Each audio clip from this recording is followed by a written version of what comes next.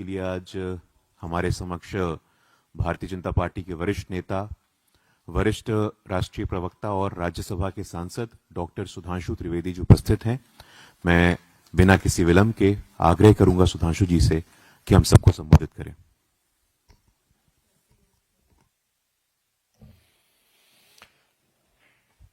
शुरू करें। मित्रों, चुनाव हो या चुनाव समाप्त हो चुका हो, कांग्रेस पार्टी के अंदर भारतीय संस्कृति और हिंदू धर्म के प्रति किस सीमा तक अवमानना, तिरस्कार और घृणा भरी हुई है, वो बरबस छलक कर सामने आ जाता है। और इसके दो अत्यंत ही निंदनीय, बल्कि मैं कहूंगा कई अत्यंत निंदनीय, भर्त्सना योग्य बयान कांग्रेस के शीर्ष नेताओं के द्वारा सामने आए हैं।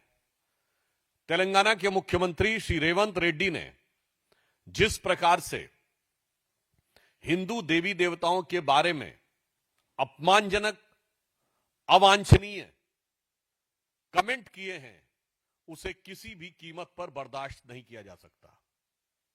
और एक तरफ ये वही मुख्यमंत्री हैं जिन्होंने अभी जुबली हिल के चुनाव में ओपनली बोला था, कांग्रेस मतलब मुसलमान, मुसलमान मतलब कांग्रेस। आपको पूरा तहे दिल से मुस्लिम समाज के साथ जाइए, कोई समस्या नहीं है। आप हम सफर, हम प्याला, हम निवाला, हम राज हो जाइए, हमें कोई समस्या नहीं है। मगर हिंदू धर्म के देवी देवताओं को गाली देंगे तो यह बर्दाश्त करने योग्य नहीं है। और इससे पहले भी तेलंगाना में ही याद करिए, एमआईएम की पार्टी के नेता ने इतनी अपमानजनक बातें कही थी। ये उसी एमआईएम से इन्होंने जुबली हिल्स के चुनाव में समर्थन भी लिया था, इसलिए मैं यहां संदर्भ दे रहा हूं। और उन पर कोई कार्रवाई नहीं हुई क्योंकि सरकार की तरफ से पैरवी ऐसी की गई।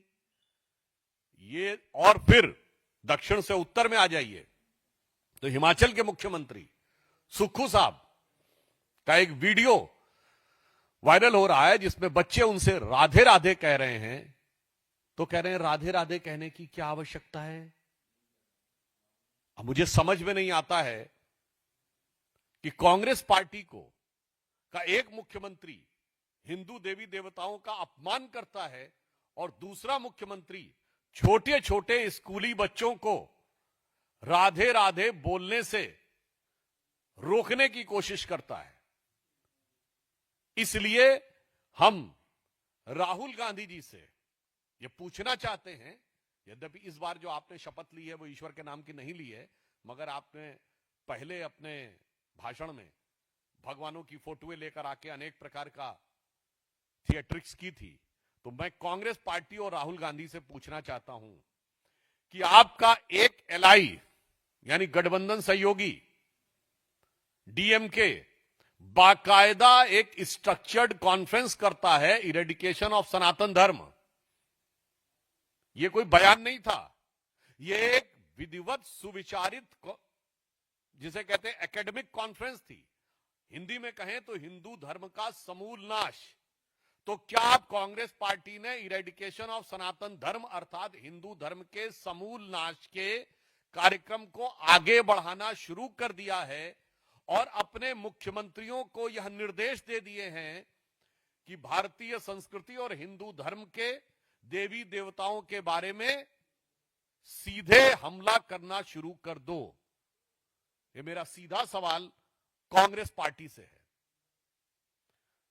दूसरा विषय, कांग्रेस की एक विख्यात सांसद जो अपने ऊंचे स्वर के अट्टहास के लिए सुविख्यात ऑब्लिक कुख्यात हैं, उनके द्वारा जिस प्रकार की हरकत की गई कि पहले एक श्वान को लेकर गाड़ी में आना और श्वान की संवेदना का एक नाटकीय प्रस्तुतिकरण करना। तो श्वान समझते ना, डॉग लवर, जैसे आजकल बहुत सारे लोगों को बहुत सारी लव जागृत हो रहा है, लवरई आ रही है, तो मैं उनके प्रति पूरी संवेदना के साथ कहना चाहता हूं। आज जब उनसे किसी पत्रकार ने पूछा तो उन्होंने जिस प्रकार से भौंकने का कार्य किया, और उससे पहले कल उन्होंने क्या कहा, ये काटने वाले नहीं है, काटने वाले अंदर बैठे हैं। अर्थात देश की पूरी संसद को के सांसदों को काटने वाला कहना और काटने का संदर्भ कुत्ते के साथ जोड़कर कहना, यह दर्शाता है कि पूरी संसद की गरिमा को ध्वस्त करना कांग्रेस का एक विधिवत सुविचारित अभियान हो गया है। मैं याद दिलाना चाहता हूं, पहले पूर्व राष्ट्रपति महोदय के समय में उनकी मिमिक्री संसद भवन की सीढ़ियों पर होना, उसके बाद उसकी फोटो राहुल गांधी जी के द्वारा खींचा जाना, उससे पहले याद करिए प्रधानमंत्री जी के ऊपर जाकर वर्चुअली गिर जाना, पिछले लोकसभा की बात कर रहा हूं, और उसके बाद अपनी सीट पे बैठकर आंखों से इशारे करना, अखियों से गोली मारे टाइप का इशारा करना। उसके बाद अगर आप देखें तो जिस समय वक्फ बोर्ड का वो हो रहा था वोटिंग, रात में पैजामा और टी शर्ट पहन के राहुल गांधी जी आए। अरे भाई, हम सब लोग 2:30-3 बजे तक वहां पे थे। फिर संसद भवन के अंदर अपने भाषण के दौरान कभी भगवान शंकर और कभी गुरु नानक देव की फोटो यूं यूं यूं यूं करना। हम ये पूछना चाहते हैं कि भारत की संसद की गरिमा को तार तार करने के इस अभियान में क्यों लगी हुई है कांग्रेस पार्टी? क्या ये आपके अंदर का, जो माननीय प्रधानमंत्री जी ने कहा था कि मुस्लिम लीगी माओवादी कांग्रेस बनती जा रही है, ये दोनों उदाहरण इस बात को प्रमाणित करते हैं कि अर्बन नक्सल माइंडसेट की तरह पूरे के पूरे कॉन्स्टिट्यूशनल एपरेटस को डिमीन करना, यानी समस्त संवैधानिक व्यवस्थाओं और संस्थाओं को के प्रति अपमान और तिरस्कार करना, जो एक माओवादी एजेंडा होता है, और हिंदू धर्म के प्रति घृणा फैलाना, जो एक मुस्लिम लीगी एजेंडा होता है। मुझे लगता है कि कांग्रेस अब इस विषय के ऊपर एक सीमा से ज्यादा चली गई है। अब इस पे मैं आपको यह तीसरा विषय भी बताना चाहता हूं कि मुस्लिम लीगी माओवादी मानसिकता में कांग्रेस की सीमा तक चली गई है कि एक इस्लामिक धर्मगुरु मौलाना मदनी के द्वारा जिहाद शब्द के बारे में बोले जाने पर कांग्रेस के नेता इमरान मसूद आकर व्याख्या करने लगते हैं। मतलब आपको कौन सी ऐसी गरज पड़ी है कि ये एक बिल्कुल मजहबी विषय के ऊपर आकर आप उसका बचाव कर रहे हैं? और ये वही इमरान मसूद हैं जिन्होंने कहा था मोदी जी की बोटी बोटी काट डालूंगा, जो उस समय कांग्रेस में नहीं थे, समाजवादी पार्टी में थे। कांग्रेस ने उन्हें लाया, पहले प्रदेश का उपाध्यक्ष बनाया, फिर सांसद बनाया। फिर हम राहुल गांधी से पूछना चाहते हैं, यह आपके मुस्लिम लीगी एजेंडा का हिस्सा हो गया है क्या कि जितने घृणा फैलाने वाले सांप्रदायिक विद्वेष और कट्टरपंथी कठमुल्ला जैसे विचारों रखने वाले लोग हैं, उन सबको आप कांग्रेस में लाकर उनसे इंटरप्रिटेशन और मिस इंटरप्रिटेशन करने का प्रयास करेंगे? और फिर मैं याद दिलाना चाहता हूं देश की जनता को, ये वही लोग हैं जो भारत माता की जय कहने में कहते हैं कि नहीं नहीं नहीं, इसको कहने की जरूरत नहीं है, और जिहाद की व्याख्या में आकर उनके सांसद खड़े होते हैं। जबकि अगर मुस्लिम अकीदे के हिसाब से देखें तो इमरान मसूद न मुल्ला है, न मौलवी है, न मुफ्ती है, न बारी है। उनको कोई हक भी नहीं है कि वो मजहबी मामलों के ऊपर कमेंट्री करें।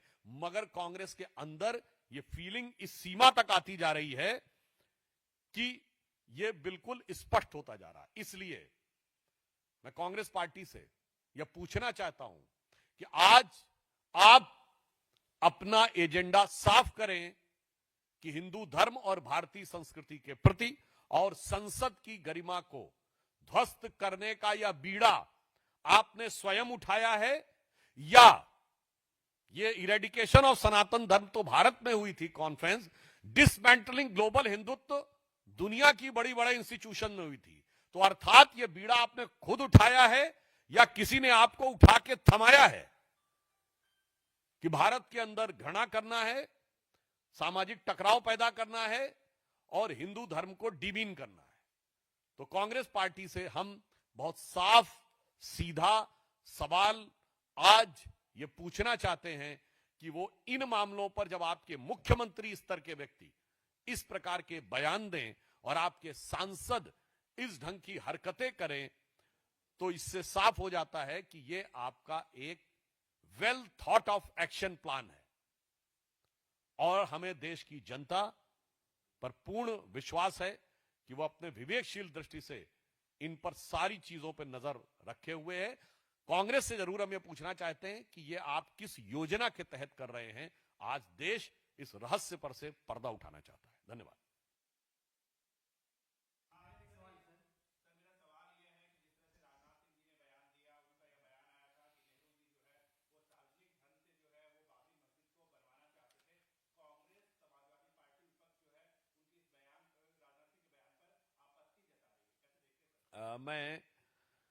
मुझे लगता है कि कांग्रेस के नेता अपने नेताओं के बारे में जानकारी लेने का आदत छूट गई है, पढ़ना लिखना छोड़ दिया है। नेहरू गांधी के बारे में भी उन्हें नहीं पता होता है। जो माननीय राजनाथ सिंह जी ने कहा है उसका सोर्स है the inside story of Sardar Patel, diary of Maniben Patel, page number 24। Again, I am quoting the book, The Inside Story of Sardar Patel, The Diary of Maniben Patel, और जिसमें 1936 से लेकर 1950 तक के उनके तमाम करेस्पॉन्डेंस के बारे में लिखा हुआ है। उसमें पेज नंबर 24 पे यह लिखा हुआ है, Nehru also raise the question of Babri Masjid, but Sardar made it clear that the government could not spend any money for building a mosque. He told Nehru that the question of reconstruction of Somnath temple was quite different, as the trust has been created for the purpose and about 30 lakhs rupees has been collected. Patel told Nehru that it was a trust of which Jam Sahib was the chairman and Munshi was just a member, and no government money was going to be used for the purpose. This silenced Nehru. 20th September 1950. अर्थात बहुत स्पष्ट है, मैं हिंदी में इसका सार संक्षेप कर देता हूं कि नेहरू ने बाबरी मस्जिद का विषय उठाया, सरदार पटेल ने उसका प्रतिरोध किया और उन्होंने कहा कि सोमनाथ के पुनर्निर्माण का विषय इससे बिल्कुल भिन्न है। वो एक प्राइवेट ट्रस्ट जिसकी अध्यक्षता जाम साहब ऑफ नवनगर, जो उस समय राज प्रमुख थे, उन्होंने किया है और मुंशी जी उसमें एक सदस्य हैं। सरकारी धन का कोई उपयोग नहीं हुआ है। 30 लाख रुपए प्राइवेट ट्रस्ट के द्वारा करे गए हैं। 20 सितंबर 1950, इसके बाद नेहरू जी शांत हो गए। मगर कांग्रेस के लोगों के मन में जो खुजली होती है, उनके लिए भी मैं एक बात बताना चाहता हूं कि साहब, नेहरू जी के मन में सिर्फ इतना ही नहीं था। सोमनाथ मंदिर के उद्घाटन के समय उन्होंने जाम साहब को लेटर लिखा 24 अप्रैल 1951। यह selected words of Jawaharlal Nehru series 2 volume 47 में है, कोई जाके चेक कर ले। वो कह रहे हैं कि मैं तो बहुत स्पष्ट करना चाहता हूं, आपको उसमें नहीं जाना चाहिए। सोमनाथ मंदिर के निर्माण में कोई भूमिका नहीं निभानी करिए, आपको वो अटेंड भी नहीं करना चाहिए। गजब है साहब, सोमनाथ मंदिर का तो कार्यक्रम भी अटेंड नहीं करना चाहिए जाम साहब को, जो कि राजा थे, मगर बाबरी मस्जिद बनवानी चाहिए। और फिर इतना ही नहीं है, मैं नेहरू जी का एक कोट करता हूं जो उन्होंने दिल्ली में 1959 में नेशनल गैलरी में ये speeches at the inauguration of seminar and exhibition and architecture organised by Lalit Kala Akademi and All India Fine Arts and Craft, New Delhi, 17 March 1959। 17 March 1959 को नेहरू क्या बोलते हैं एक कार्यक्रम में, some of the temples of south India however repel me in spite of beauty. I just can't stand. Why? I do not know. Cannot explain that. But they are oppressive. They suppress my spirit. They do not allow me to rise and keep me down in the dark corridors. I like the sun and air. In contrast, he found Taj Mahal as astoundingly beautiful. 17 March 1959 को जवाहरलाल नेहरू क्या लिख रहे हैं? वो कह रहे हैं दक्षिण भारत के मंदिर कितने भी ऊंचे हो, मैं डिप्रेस्ड फील करता हूं। मुझे समझ में नहीं आता है कि मुझे डिप्रेशन क्यों लगता है उन कॉरिडोर्स में मूव करते समय। तो इसका अर्थ हुआ कि वहां से लेके और आज तक राम मंदिर के शिलान्यास में न जाना, राम मंदिर की ध्वजा का विरोध करना, बाबरी मस्जिद बनाने का संकल्प लेना। वो एक पुराना गाना था ना, ये रईसी है खानदानी, वो रईसी नहीं, ये कहानी है खानदानी। तो इसलिए मैं यह स्पष्ट रूप से कांग्रेस के नेताओं को मैंने कोर्ट के साथ बता दिया है। तो अब कांग्रेस वालों को सोच समझकर अपने नेताओं को पढ़कर बताना चाहिए और यह भी बताना चाहिए कि यह भारत वो था कि सोमनाथ मंदिर के उद्घाटन के समय तत्कालीन हमारे राष्ट्रपति राजेंद्र प्रसाद जी गए थे, उनको जाने से रोकने का प्रयास किया था। पुरुषोत्तम दास टंडन जी राजस्थान के गवर्नर थे, उनको भी रोकने का प्रयास किया था। श्री राम लला विराजमान जब प्रकट हुए 1949 22-23 दिसंबर की रात को, तो जो गोविंद बल्लभ पंत को पत्र लिखा है कि आप सख्ती नहीं कर रहे हैं, मुझे लगता है हम और कुछ नहीं कर रहे हैं। इतिहास में गड़े मुर्दे उखाड़ने का हमारा कोई प्रयास नहीं है, पर कांग्रेस को अपने मुर्दों का डीएनए जरूर चेक कर लेना चाहिए।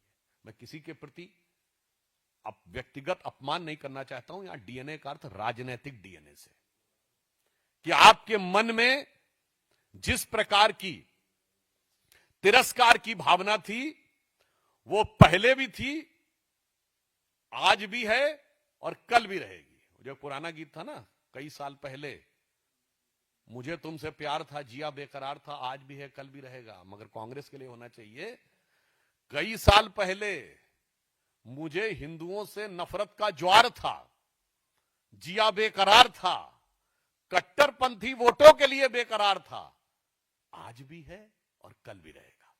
धन्यवाद।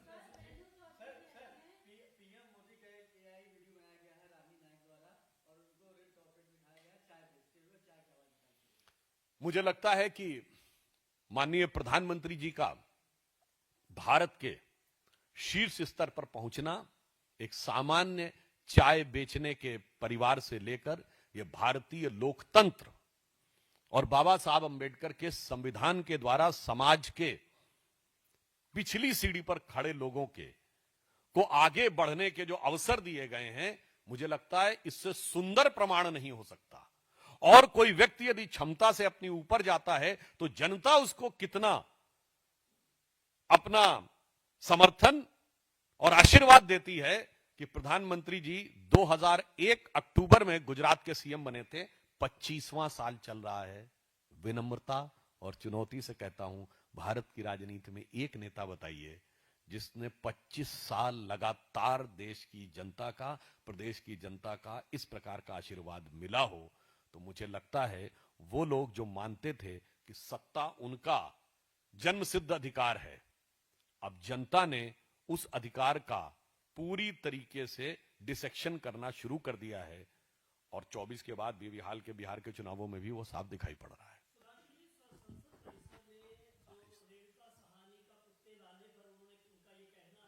रेणुका चौधरी